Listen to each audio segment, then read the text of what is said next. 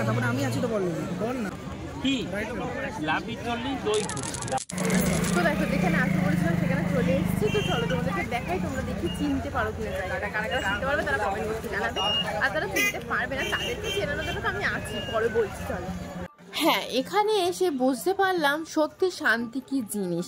তার কারণ হচ্ছে যখন আমি রাস্তা দিয়ে আসছিলাম, তোমরা হয়তো বিশ্বাস করবে না, আর যারা গেছো তারা অবশ্যই বিশ্বাস করবে। তার কারণ হচ্ছে রাস্তাগুলো এত নিস্তব্ধ ছিল, মানে সত্যি এটা এতটা শান্তির জায়গা যে তোমরা না গেলে বিশ্বাস করতে পারবে না। তাই হয়তো এর নাম হচ্ছে শান্তিনিকেতন।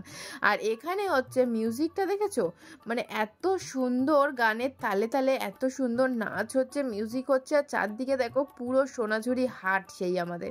আর যার জন্য না আমাকে ব্যাকগ্রাউন্ড মিউজিকটুকুও ব্যবহার করতে হয়নি, যে এত সুন্দর ওরা, মানে কি বলবো তোমাদের, মানে মানে মার্কেটিং করতে করতে তোমাদের মনটাকেও মানে ভরিয়ে রাখবে নাচা গানের মধ্যে দিয়ে। এগুলো কত গো?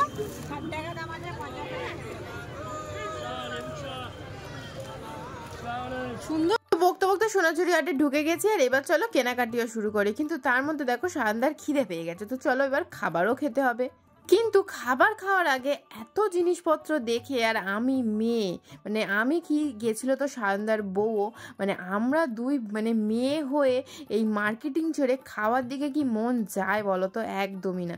তার জন্যই চলে গেছিলাম এই সব দেখতে।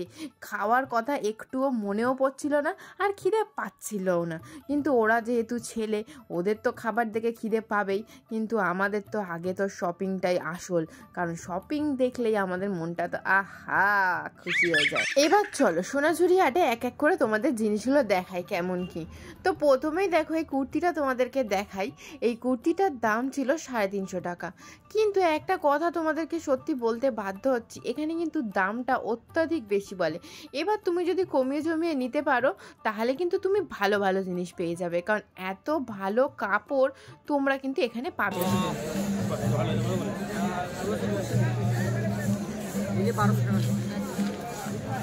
যেমন দেখো এই মসলিনের কাপড়টা বলছিল হচ্ছে 1600, তারপরেই বলতে লাগলো 1200।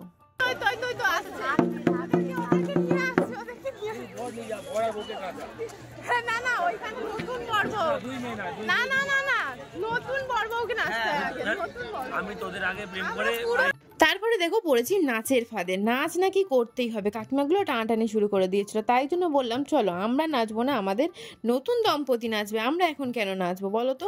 তো নতুন দম্পতি তো নাচতে চাইলে বন্ধ হয়ে গেল। আর হ্যাঁ, যারা যাওনি শান্তিনিকেতনে তাদের এটা জানিয়ে রাখি, নাচলে কিন্তু এমনি এমনি নাচা হয় না, ওখানে পয়সা দিয়ে নাচতে হয়, আর ছবিও তুলতে হয় যদি তোমরা ছবি তুলতে চাও। আর তারপরে চলো আরও অনেক কালেকশন আছে, সেগুলো তোমাদের দেখাবো। যেমন দেখো এই যে ব্যাগগুলো দেখছো, এগুলো স্প্যান্ডে তুমি 100 টাকায় পেয়ে যাবে। কিন্তু ওখানে বলছিল যে কি এই যে বড় বড় ব্যাগগুলো, ওখানে বলছিল কি 200 টাকা 250 টাকা, তার মানে বুঝেছো সেটা কমিয়ে তুমি 100তেই পাবে। আর স্প্ল্যানেটে গেলে তুমি এখানের মানে হয়তো কাপড়গুলো হয়তো একটু বেশি ভালো এখানের, কিন্তু ওখানে গেলেও মানে আমাদের স্প্ল্যানেটেও কিন্তু সবই পাওয়া যায় এখানে। তো তারপরে দেখো যেটা সবচেয়ে সুন্দর লাগলো এখানে এদের হাতের কাজ, হাতের কাজটা খালি দেখে নাও, মানে এত সুন্দর ডায়েরি, আমি তো লাইফে ফার্স্ট টাইম দেখলাম, তোমরা কে দেখেছো জানি না। আর এই প্যাডটা দেখো কত সুন্দর দেখতে, এগুলো কিন্তু আমার যতদূর মনে হয় নিজের হাতেই ড্রয়িং করা। আর এইগুলো জিজ্ঞেস করলাম এইগুলো কি জানো, তোমরা কি জানো? আশা করি জানো না। আবার যারা বইপত্র ঘাটাঘাটি করো, অনেক পড়াশোনা করো, তারা কিন্তু জানো। যেরকম আমি তো পড়াশোনার দিকে অষ্টনটা, তাই আমি জানি না, তাই আমি জিজ্ঞাসা করলাম যে এটা কি। তো আমাকে বললো এটা নাকি বইয়ের ভাঁজে রাখতে হয়, মানে হচ্ছে তুমি যতটা পড়েছো বা ডায়েরিতে যতটা লিখেছো তারপরে তুমি এটা আটকে রাখতে পারো খোলার জন্য। ডায়েরিটা আমার এত সুন্দর লেগেছে, কিপ্টে জাতীয় মানুষ নিতে পারলাম না।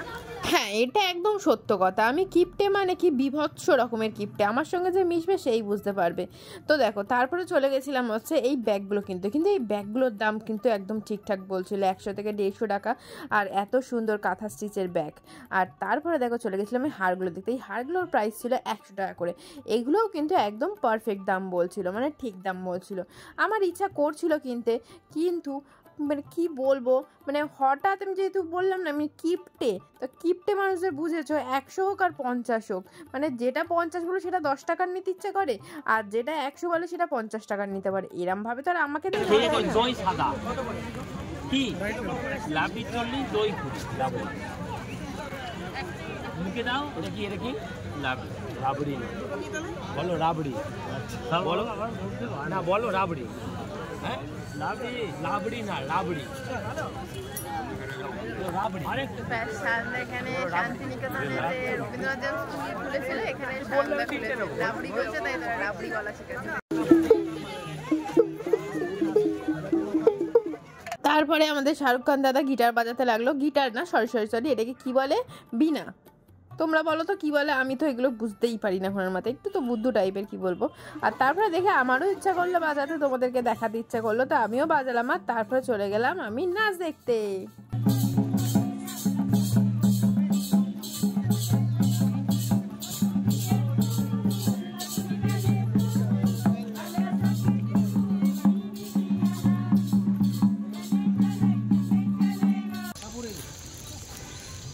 মাথা পড়ে এটা সর্বনাশ করেছে। তারপর যেন ওখান থেকে মাঠ থেকে ফেরার সময় দেখতে পেলাম কার একটা কাটা মাথা।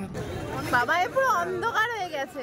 তো এতক্ষণ বুঝলি আমরা কোথায় এসেছিলাম? অন্ধকারে কিচ্ছু দেখা যাচ্ছে না। ওকে বলো না, থাকতে বলো। চলো এই অন্ধকারের মধ্যে আজকে ব্লগ এখানেই শেষ করছি।